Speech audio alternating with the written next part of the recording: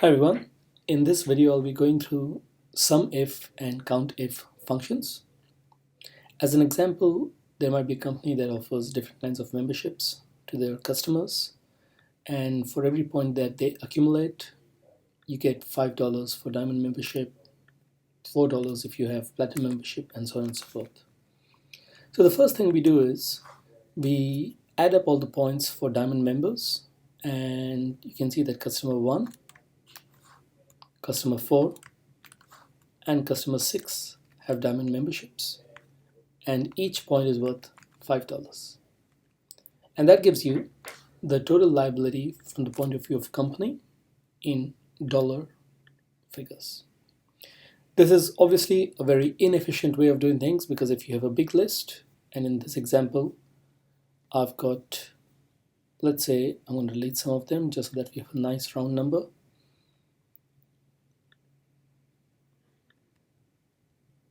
Let's go to row 300. So there are lots of customers, and I cannot be expected to add these values myself.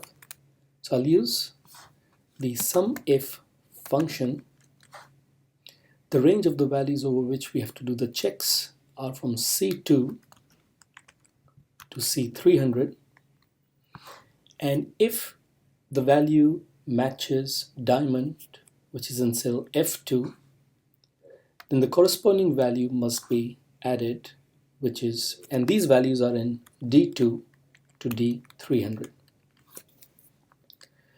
Once you do that, you can multiply it with G2, which contains the dollars per point value.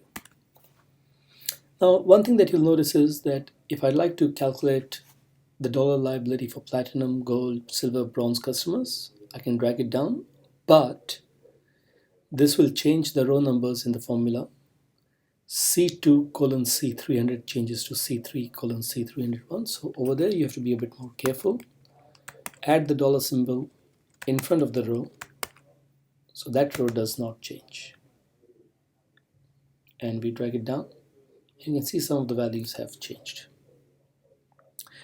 Now let's find out just how many customers have diamond memberships. So we'll say number of memberships.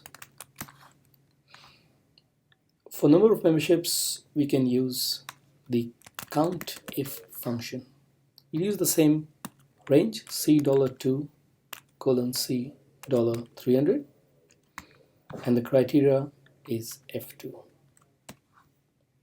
And you can see that 60 people have diamond memberships, 64 have platinum, 84 have gold, and so on and so forth. So that was a short video about SUMIF and COUNTIF. Please do take a look at the slides that are there in the lecture, and this will be assessed in class test 1, which is in week 3. Thank you.